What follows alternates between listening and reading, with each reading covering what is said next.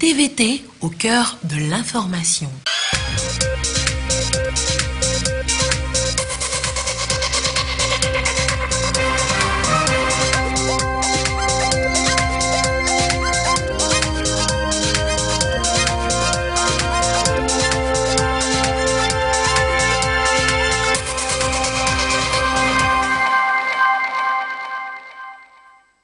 Madame, Monsieur, bonsoir et merci d'être câblés sur la télévision togolaise à l'heure du journal dont voici les titres. La 11e session des ministres du Conseil d'administration de l'Académie régionale des sciences et technologies de la mer s'est ouverte ce matin à Lomé. Il était question pour les membres de passer en revue les activités de 2017 de cette institution sous-régionale qui promeut l'économie bleue. Ce 1er mars, la protection civile est à l'honneur dans le monde. Sur le plan national, il est question que toutes les institutions nationales unissent leurs forces pour une gestion efficace des catastrophes. Et puis les choses sérieuses débutent pour les futurs brevetés au Togo. Les épreuves sportives donnant le ton aux examens de fin d'année ont démarré ce jeudi pour les candidats au BEPC et au CAP. Voilà pour les titres, une fois encore, bonsoir. Lomé abrite depuis ce matin la 11e réunion du Conseil d'administration de l'Académie régionale des sciences et technologies de la mer. Les ministres des 8 pays membres du Conseil ont planché sur le rapport d'activité exercice 2017 de l'Académie. Et c'est notre pays, le Togo, qui prend désormais les rênes du Conseil d'administration de cette institution qui forme des étudiants au métier de la mer. Les précisions avec Aïcha Ziebou et Edem Sousoupo. Il occupe plus de 80% du commerce international. Le secteur maritime et portuaire contribue énormément à l'économie des pays, surtout côtiers. Bien que florissante, l'industrie des transports maritimes est l'une des plus dangereuses eu égard aux menaces de tout genre sur la mer.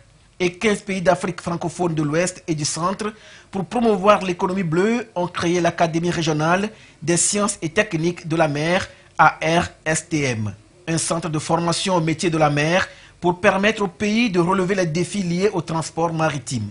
À cette 11e réunion du conseil d'administration de l'ARSTM, l'honneur revient au Togo de prendre la présidence. L'une des préoccupations majeures pour le bon fonctionnement de cette école, c'est les cotisations.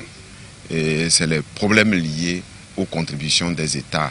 Aujourd'hui, avec le développement, toute l'attention portée sur l'économie bleue, je crois que nous travaillerons dans ce sens avec la complicité de tous les ministres, collègues, membres du conseil d'administration, afin de pouvoir relever ce défi, surtout ce défi qui fera qu'on puisse faire rentrer les cotisations afin de permettre à l'institution d'assurer sa mission que les États membres lui ont assignée. Nous avons d'autres défis. C'est qu'aujourd'hui, il faut amener la jeunesse à accepter la formation au métier de la mer. Aujourd'hui, l'industrie maritime se modernise. Et si nous ne formons pas les jeunes à ces nouveaux métiers, nous n'aurons qu'à voir venir des experts, entre guillemets, d'ailleurs pour travailler à notre place. La RSTM se veut une institution régionale au cœur des enjeux maritimes mondiaux. Elle se modernise et aujourd'hui enregistre près de 700 étudiants avec à leur disposition du matériel performant pour leur activité en atelier pratique. Pour le président sortant du conseil d'administration Oye Guilavogui, ministre d'État, ministre guinéen des Transports, l'Académie doit se doter de moyens financiers adéquats pour lui permettre de véritablement accomplir la mission à elle confiée dès sa création en 1987. La RSTM assure la formation des officiers de la marine marchande ainsi que celle des techniciens supérieurs en maintenance industrielle. Elle forme également les personnels non navigants et d'appui. L'autre actualité ce jeudi, c'est la communauté internationale qui célèbre ce 1er mars la journée consacrée à la protection civile. Au Togo, le thème retenu pour la circonstance est la protection civile et les institutions nationales pour une gestion plus efficace des catastrophes. Serge Tastom, Nathalie Panegui pour des précisions. Les désastres, catastrophes et autres situations d'urgence humanitaire récurrents continue d'affecter des milliers de personnes à travers le monde avec d'énormes impacts.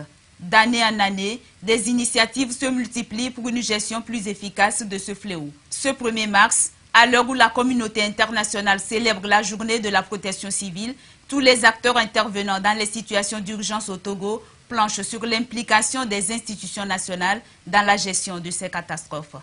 Pour réaliser ces tâches importantes et complexes, chaque pays devrait s'efforcer de créer un centre national de gestion des catastrophes afin de coordonner les activités des organismes gouvernementaux et des services nationaux et municipaux dans le cadre de son système national de gestion des catastrophes. Aujourd'hui, avec le soutien de ses États membres, l'OIPC apporte une contribution importante à ce travail à l'échelle mondiale, à travers la création d'un réseau mondial des centres de gestion des catastrophes. Au centre des échanges marquant la journée, des communications sur l'érosion côtière, l'assainissement et la salubrité publique dans la gestion des risques et catastrophes et une autre sur la contribution des institutions nationales. Donc tout ce qu'on peut retenir, c'est le rôle que joue chaque institution dans chaque maillon de gestion des catastrophes. On sait qu'il y a 3 phases. La phase pré-catastrophe, la réponse et l'après-catastrophe. Donc pendant la phase pré-catastrophe, il y a la prévention, les activités de prévention, de préparation, et on sait qu'il y a des institutions clés qui interviennent dans ces catastrophes. Nous aurons à faire des campagnes de sensibilisation sur toute l'étendue du territoire national, surtout le thème de cette année, la protection civile et les institutions nationales pour une gestion plus efficace des catastrophes.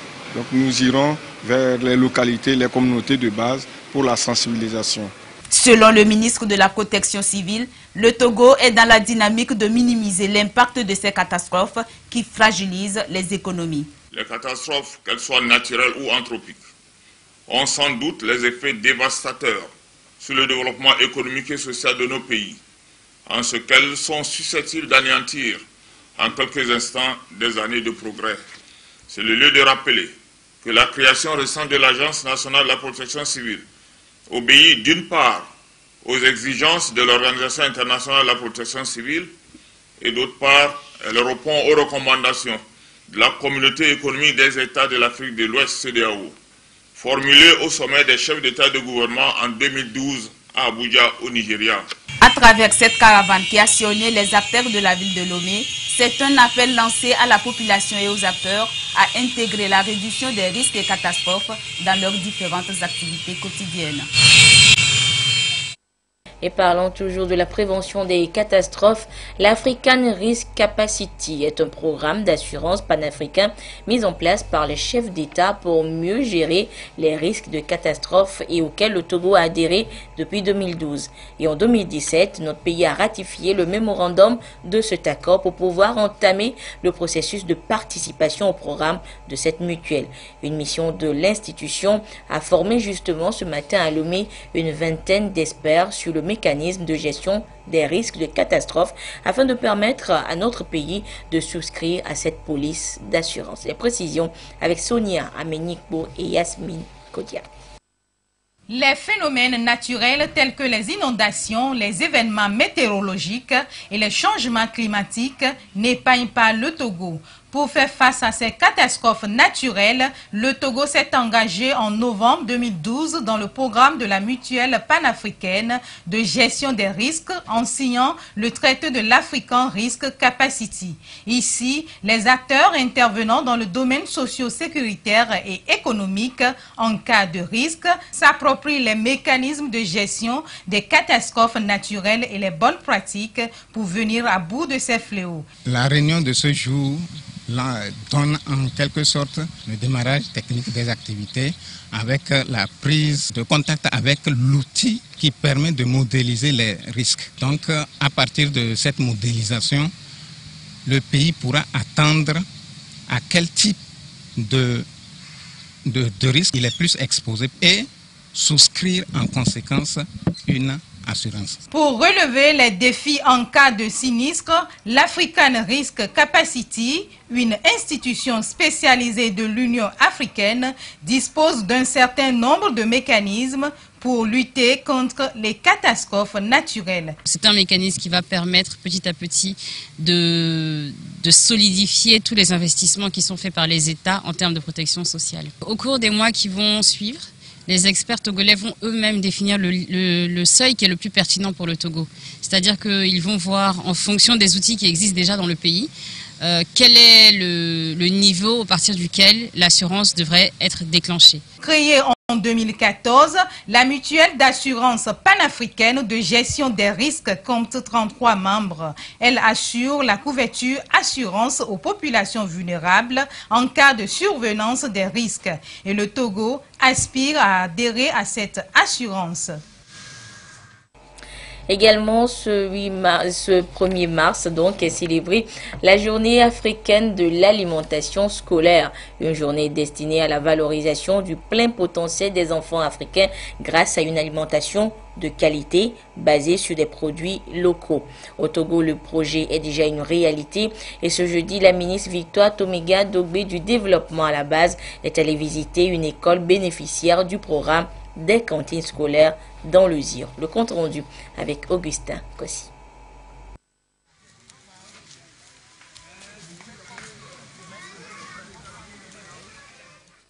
EPP Gapé est tué dans la préfecture de Zio.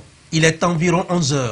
Dans cette cantine, de bonnes dames s'activent autour des plats pour le déjeuner des écoliers, puis leur a sonné pour le déjeuner.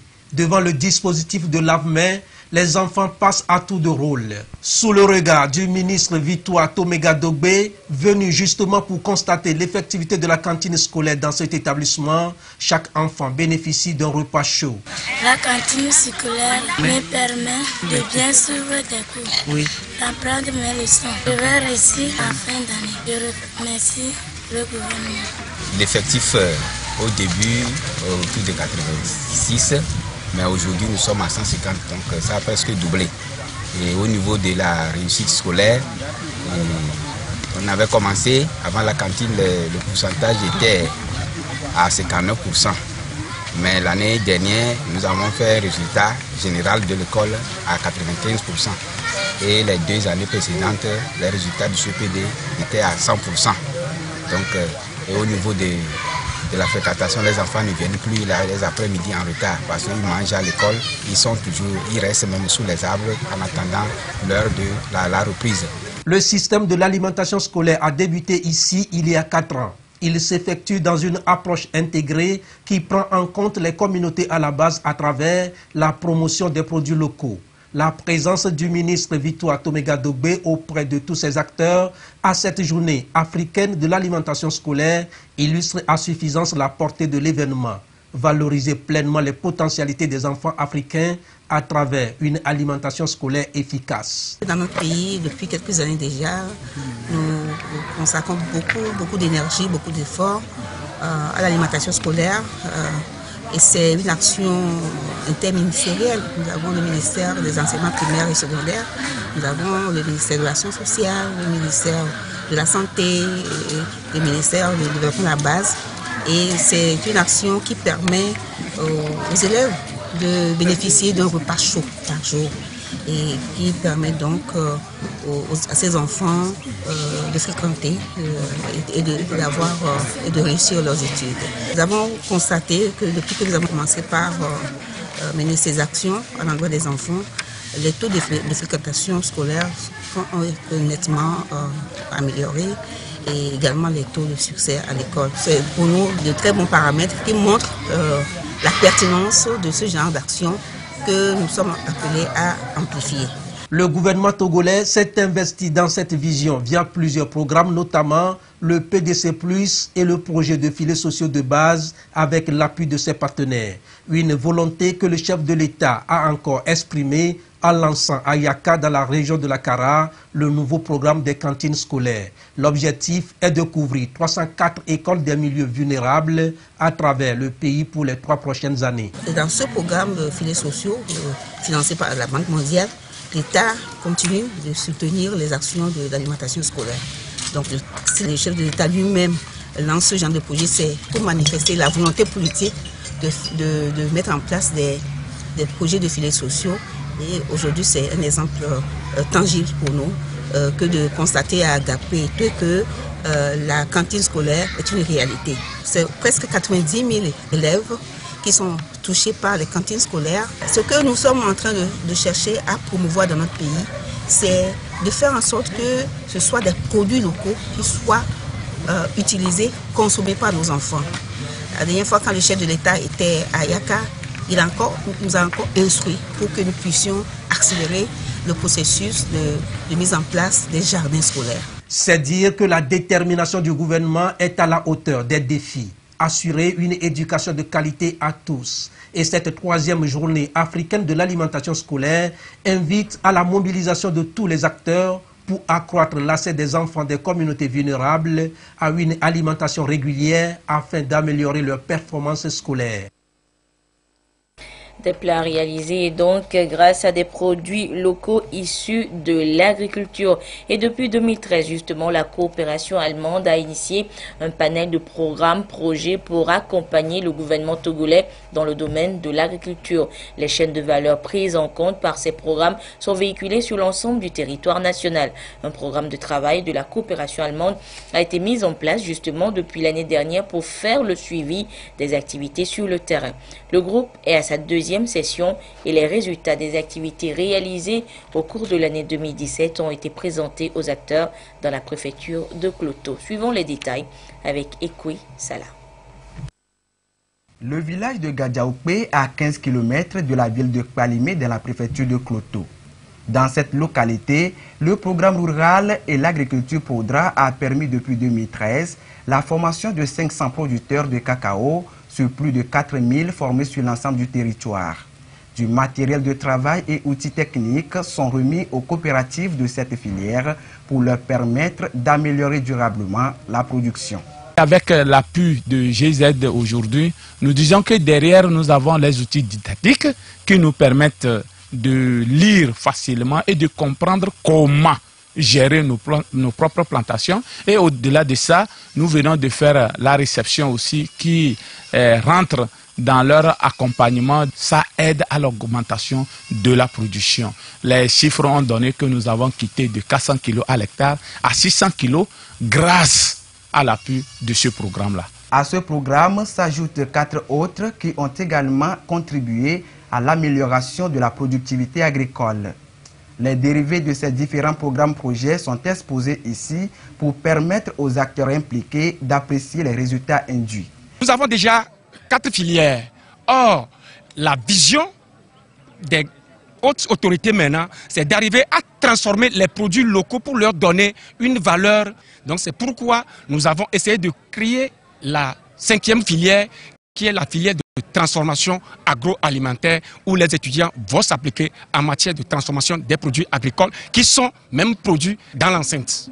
Il y a d'abord les huiles de soja, les huiles d'arachide, le tourteau de soja et le tourteau d'arachide. Ça fait 4 produits. Maintenant, ces tourteaux rentrent maintenant dans une autre composition pour la provendrerie. Et on fabrique les provandes pour les différentes espèces animales. L'Allemagne appuie aussi le Togo dans l'amélioration des programmes de formation dans le domaine de l'agriculture. D'où l'ouverture ce jour de cette unité de transformation agroalimentaire. Nous avons 3 grands axes, le développement rural, la formation professionnelle et la décentralisation. Aujourd'hui, c'était 2 de ces 3 axes. Ça veut dire le développement rural, mais aussi la formation professionnelle. Et moi, j'étais très impressionné de voir ici le centre de transformation. Parce que là, on fait 2 choses. On ajoute de valeur dans un produit agricole, mais ça c'est fait par des jeunes étudiants qui apprennent plusieurs métiers, comme mécanistes, mais aussi comment gérer une telle entreprise. Et je crois, comme ça, on peut créer plus de valeur dans les régions. On donne de l'emploi aux jeunes, mais on peut les former aussi pour former leur propre entreprise. Au regard des résultats produits par ces programmes, qui d'ailleurs retracent les activités réalisées en 2017, le ministre de l'Agriculture salue l'engagement des différents acteurs. Nous sommes venus évaluer pour une deuxième fois un projet qui a changé le visage de plusieurs paysans sur l'ensemble du territoire national. C'est un bilan d'activité, mais qui va au-delà du simple bilan parce qu'il est question de renforcer les soutiens qui ont été apportés sur 5 ans autour de la filière cacao à ceux-là qui ont fait le choix de soutenir l'économie nationale en s'engageant durant des années pour faire valoir davantage la filière qui a été lancée, ça fait belle lurette. Avec toute l'ouverture que le chef de l'État a engagée, il y a une suite de banques qui sont prêtes à financer le secteur agricole au-delà des subventions que le gouvernement apporte. Donc c'est vous dire que l'avenir est radieux pour tout Togolais conscient qui veut contribuer à la construction de notre pays. À travers ces projets, la coopération allemande entend toucher 150 600 petites productions agricoles, surtout dans les zones cacaoyères, en Côte d'Ivoire, au Ghana, au Nigeria, au Cameroun et au Togo. Ceci devra permettre au plan national de marquer des points dans la mise en œuvre du programme d'investissement agricole et de sécurité alimentaire et nutritionnelle PNIAZAN. Et le ministère de l'Agriculture ne prend plus en compte l'hydraulique villageoise. Depuis mardi, et par décret présidentiel, Antoine Lekpa Begbeni est le nouveau patron du département de l'eau, de l'assainissement et de l'hydraulique villageoise. Cet après-midi, il a pris officiellement fonction après les passations de service avec ses nouveaux collègues de l'agriculture et de l'urbanisme. Lucassi pour le compte rendu. De main et échange de paraphes, le nouveau ministre de l'eau, de l'assainissement et de l'hydraulique villageoise, Antoine Lekpa Begbeni, prend officiellement fonction. Ce nouveau département, autrefois réparti entre le ministère de l'Agriculture, de l'Élevage et de la Pêche et le ministère de l'Urbanisme, de l'Habitat et du Cadre de vie, se recompose en un. Ceci pour répondre aux exigences du mandat social porté par le chef de l'État afin de garantir un meilleur accès à l'eau potable à tous. L'occasion de cette cérémonie de passation de service m'offre l'honneur d'abord de rendre grâce à Dieu pour cette nomination et ensuite d'exprimer toute ma gratitude au chef de l'État d'avoir porté son choix sur ma modeste personne pour la gestion du département ministériel de l'eau, de l'assainissement et de l'hydraulique villageoise. Je tiens à exprimer au chef de l'État tout mon engagement et ma disponibilité à œuvrer pour la réussite du mandat social dans lequel il a engagé notre pays, le Togo, notamment au niveau du secteur de l'eau, dont la priorité reste l'amélioration des conditions d'accès des populations à l'eau potable. Vu l'immensité de la tâche qui attend le nouvel entrant dans le gouvernement, ses collègues de l'agriculture, de l'élevage et de la pêche et de l'urbanisme, de l'habitat et du cadre de vie l'ont invité à puiser dans ses compétences et expériences pour mieux réussir sa mission au bonheur des populations. Monsieur le ministre, vos qualités d'homme avisé, engagé, pragmatique, ouvert, disponible et ayant un sens aigu du travail bien fait, amplement démontré à la Direction générale de la Togolaise des eaux, seront fort utiles sous les orientations du chef de l'État à la construction de l'architecture d'un département ayant en charge les questions les plus importantes que sont l'eau potable, l'assainissement et l'hydraulique villageoise. Il y a lieu de souligner que le secteur de l'assainissement se situe dans une situation où plusieurs ministères avaient la charge de ce portefeuille. Cela était un handicap réel pour un bon résultat dans ce secteur de l'assainissement, malgré l'effort et les investissements du gouvernement. il était important qu'on puisse centraliser la responsabilité et confier ce secteur à une structure unique qui soit vraiment responsable. Je crois que cette idée du chef de l'État est à saluer. Dans l'exercice de ces nouvelles fonctions, le ministre de l'Eau, de l'Assainissement et de l'Hydraulique villageoise se dit ouvert et disponible à travailler de concert avec ses collaborateurs pour asseoir un programme conséquent afin de répondre au mandat social du chef de l'État. Et jusqu'à sa nomination, le ministre Antoine Lekpa Gbegbenny était le directeur général de la Société togolaise des eaux TDE. Et ce sont 16 années d'expérience dans le domaine qu'il va mettre au service de son département pour garantir un meilleur accès à l'eau potable. Son portrait avec Lucassi. Un nouveau venu dans l'équipe gouvernementale, Antoine Lekpa Gbegbenny. Il occupe désormais le portefeuille de l'eau, de l'assainissement et de l'hydraulique villageoise. C'est un homme du domaine puisqu'il était depuis novembre 2014 jusqu'à sa nomination le directeur général de la Société togolaise des eaux TDE. Et sa carte de visite plaide d'ailleurs en sa faveur. Titulaire d'une maîtrise en sciences de gestion à l'Université Paris 13 en France et d'un international MBA programme à l'Institut supérieur de gestion en France, à Manhattan Institute of Management aux États-Unis et à l'International Management University of Asia au Japon, Antoine Lekpa Gbegbenny a été analyste financier et fiscal au Crédit Agricole du Morbihan en France en 1989. Il fut également cadre commercial à S3G Togo de 1992 à 1997, directeur commercial et d'exploitation à Cap Oil Togo de 1998 à 2001. De 2001 à 2006, il a été administrateur, directeur général du groupe S3G Cap Oil. Député entre 2007 et 2013, il fut membre de la Commission des finances et des échanges de l'Assemblée nationale. C'est fort de ses atouts et expériences que le nouveau ministre de l'Eau, de l'Assainissement et de l'Hydraulique villageoise accompagnera la politique sociale du gouvernement dans le domaine de l'accès à l'eau potable. Le chef de l'État démontre une fois encore l'importance qu'il accorde à la rationalisation des ressources, à l'efficacité de l'action gouvernementale en mettant dans un même département l'eau, l'assainissement et l'hydraulique villageoise. Antoine Lekpa Gbegbenny continuera les actions déjà amorcées par le gouvernement dans le secteur pour une politique de l'eau plus efficace. Il est marié et père de famille. Ce 1er mars est décrété Journée mondiale de lutte contre la stigmatisation et la discrimination envers les personnes infectées par le VIH. Et pour célébrer cette journée au Togo, le réseau des associations des personnes vivant avec le VIH a présenté et validé ce matin à Lomé les résultats du rapport 2017 sur les avancées et les difficultés en matière de lutte contre le phénomène de la discrimination au Togo. Et ceci pour parvenir à la discrimination zéro, comme le souhaite l'ONU-SIDA.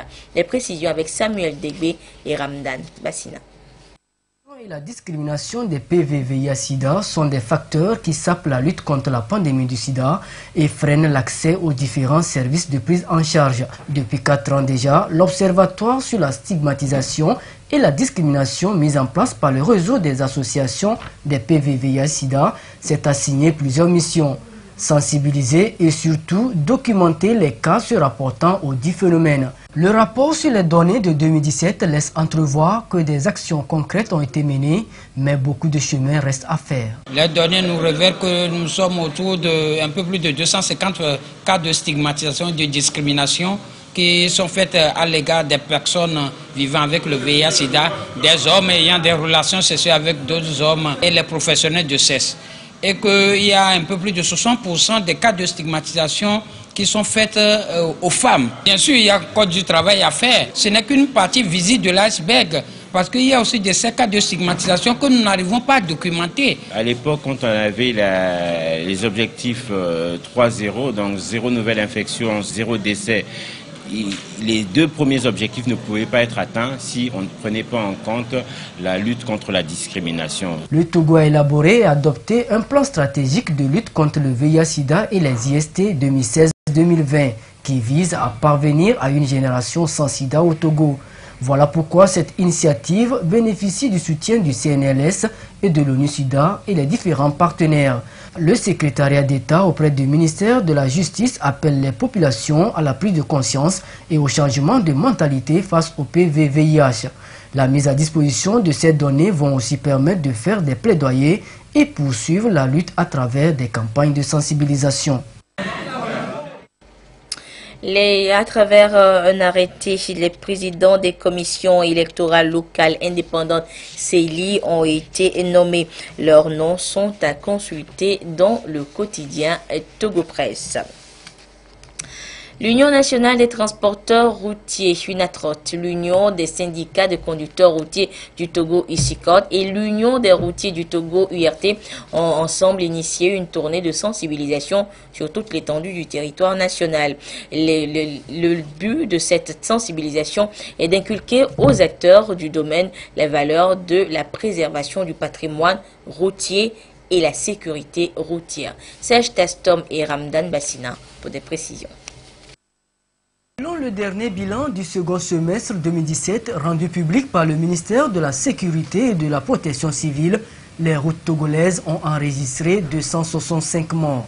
Un chiffre alarmant qui interpelle les acteurs du sous-secteur du transport routier à multiplier les efforts afin d'atteindre un objectif, celui de réduire considérablement le nombre d'accidents et par ce fait parvenir à 0 mort par accident. Cette rencontre des différents syndicats et unions des transporteurs routiers du Togo avec leurs membres répond à cette volonté.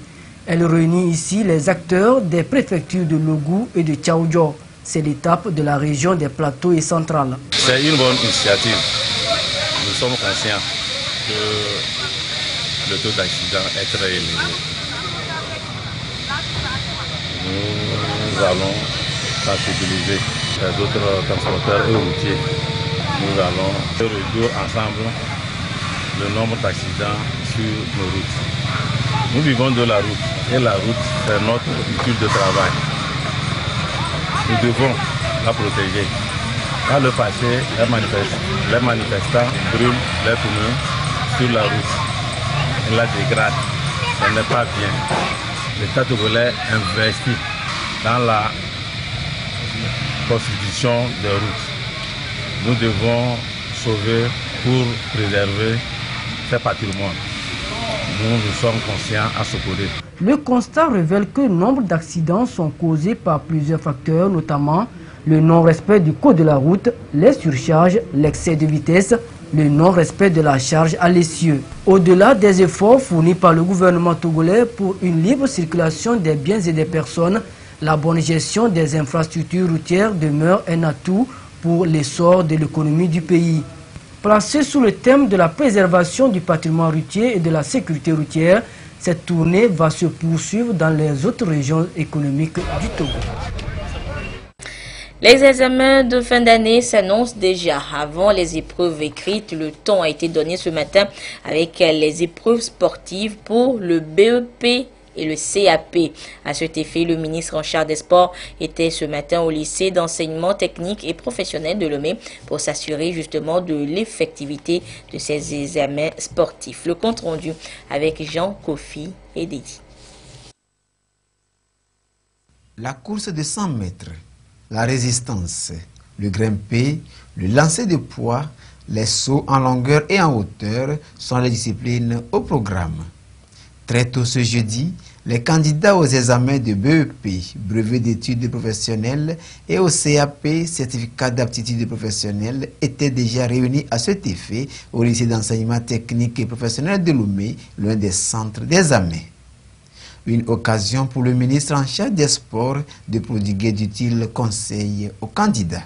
Le gouvernement a mis en place les différentes mesures pour que ces épreuves se passent dans de bonnes conditions. Ce n'est pas essayer de faire des miracles aujourd'hui, mais de se dépasser et de se concentrer sur ce qu'ils ont à faire. C'est une épreuve à part entière, comme l'histoire-géo, comme les maths, comme le français, comme l'anglais et autres. Les SVT, c'est une épreuve à part entière et il faut l'aborder, non pas en s'amusant. Cette initiative du ministre vient rehausser le moral aux candidats et aux encadreurs. La présence du ministre est un réconfort, un encouragement, parce que les enfants, à travers ça, sûrement, se sont sentis suivis, réconfortés. Et c'est un facteur important pour la réussite. Je crois qu'il y a de l'émulation, il y a du dépassement.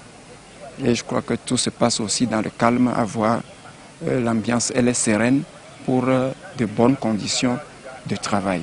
Au niveau des candidats, l'on est rassuré d'avoir fourni des efforts pour un bon résultat en fin d'année. Chaque candidat a droit à 3 disciplines parmi 6. Et nous espérons que les candidats vont aussi donner le meilleur d'eux-mêmes pour que tout ce que nous espérons d'eux, qu'on puisse s'en trouver. Ça a bien commencé. J'ai premièrement fait le poids, le grimpé. Je vais faire maintenant la vitesse. Je dois avoir de bonnes notes, ça promet. 48 centres, dont 13 à Lomé, sont ouverts pour ces examens à l'intention de plus de 240 000 candidats. Et sans transition, nous ouvrons la page des sports de ce jeudi, la première de ce mois de mars, avec notre ami de tous les jeudis, Claude Ama. Claude, bonsoir. Bonsoir Anita. Et Claude, nous n'aurons que du football, en commençant par la phase préfectorale du championnat scolaire Lomé Golf qui s'est achevé hier sur le terrain d'Ablogame avec des fortunes diverses. Effectivement, Anita, au niveau des garçons, le lycée d'Ablogame s'est adjugé le trophée aux dépens de Vic Intelligentsia, 3-2, tandis que du côté des filles, le lycée Folie Bébé a damé le pion au lycée de Kanyekopé, 2-0. Résumé, les champions.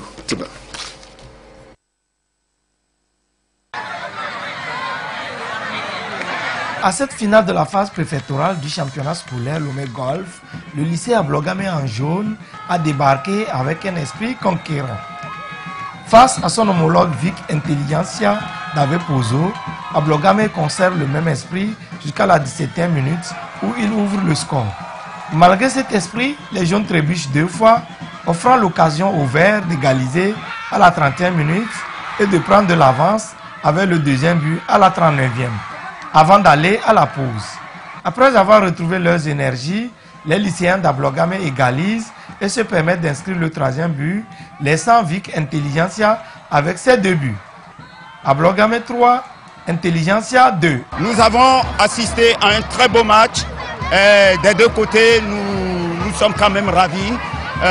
C'est une étape qu'on a perdue. Je crois qu'on va se préparer pour l'avenir. J'étais très tranquille. Ce qu'on s'était dit, je savais qu'ils vont se remobiliser pour donner la victoire au lycée. L'objectif, c'est le trophée. Et voilà, on l'est aujourd'hui. Félicitations à tout le groupe. Une manche est terminée, mais la compétition se poursuivra avec la phase régionale. Je suis contente, vraiment contente. Aucune équipe n'a démérité. Toutes les équipes ont mérité d'aller à la finale. Mais comme vous savez, c'est un jeu, il n'y a qu'un seul gagnant. Donc une équipe a gagné. Félicitations à cette équipe. Tout s'est bien déroulé. Je remercie le bon Dieu. On espère qu'il y aura la régionale et la nationale. C'est notre souhait et on va tout faire pour que ça ait lieu. Du côté des filles, le lycée Folie Bébé en rouge a défait Kanyekopé sur le score de 2-0. La compétition s'est fermée avec la page des récompenses. Et Claude, en vue de marquer d'un cachet spécial ces journées portes ouvertes, l'Union des professionnels agréés en douane en abrégé UPRAD a livré cet après-midi un match amical face aux douanes togolaises. Oui, Anita, le trophée mis en jeu a été enlevé par les douanes togolaises à l'épreuve des tirs au but 3-1 temps réglementaire 0 partout. Jean Kofi est dédié pour plus de précision. Cette partie de 2 fois 40 minutes n'a pas permis aux professionnels agréés en douane en maillot blanc et aux douaniers de se départager. Chaque camp avait quand même cherché à prendre le dessus, mais aucun n'y est parvenu. Seules quelques actions spectaculaires qui ont émerveillé les supporters par moment. Finalement, c'est la séance des tirs au but qui va donner l'avantage à la douane plus à droite avec 3 tirs contre 1. C'est la 3e fois que nous jouons contre UPRAD. On s'est dit cette fois-ci va être la meilleure. Ils nous ont battus 2 fois de par le passé, mais cette fois-ci, on a mis le paquet pour que la coupe retourne à l'OTA. Notre milieu n'a pas bien marché. Donc, notre défense a pu faire ce qu'il a pu faire, il a bien joué. Mais le milieu doit normalement donner le ballon aux attaquants. C'est une fête, c'est pas la Douane qui a gagné. C'est les deux équipes qui ont gagné. Cette rencontre vient renforcer davantage les liens entre agents de l'État et ceux du privé opérant dans un même secteur d'activité. Nous faisons un travail intellectuel assez contraignant et nous nous sommes dit on ne va pas faire que travailler. Il faut des moments de détente, de partage. Donc ça s'inscrit, le match s'inscrit dans le cadre de ce partenariat qui existe entre la douane et l'UPRAD. Et je crois que nous venons de vivre un moment intense de partage entre la douane et nous. Nous avons avec nous les collègues des autres pays de l'UEMOA. Donc demain, nous allons travailler sur les tests de la Fédération des commissionnaires en douane agréés de l'UEMOA et de la CEDEAO. Les journées portes ouvertes de l'Union des professionnels agréés en douane UPRAD prennent fin ce samedi. Oui, Claude. Oui, Anita, c'est l'essentiel pour l'actualité sportive de ce soir. Samedi, Alfred Koulani et ses invités retrouveront les passionnés du football anglais à travers Direct Foot. Merci Claude et on se retrouve jeudi prochain pour d'autres informations sportives. Aujourd'hui, 1er mars, c'est également le jeudi de votre émission Togo en marche. Ce soir, vous retrouvez le duo Pierre Sousoukbo et Adolphe Paka. Ils parleront des approches innovantes d'appui à l'entrepreneuriat des jeunes à travers la promotion des modèles d'affaires dans la chaîne de valeur agro-industrielle. Le Togo en marche, c'est à suivre donc à partir de 21h. en direct sur la télévision togolaise. Et à 22h30, Essoham Théoutéou vous retrouve pour la dernière édition du journal. Merci de votre fidélité à la télévision togolaise. Au revoir.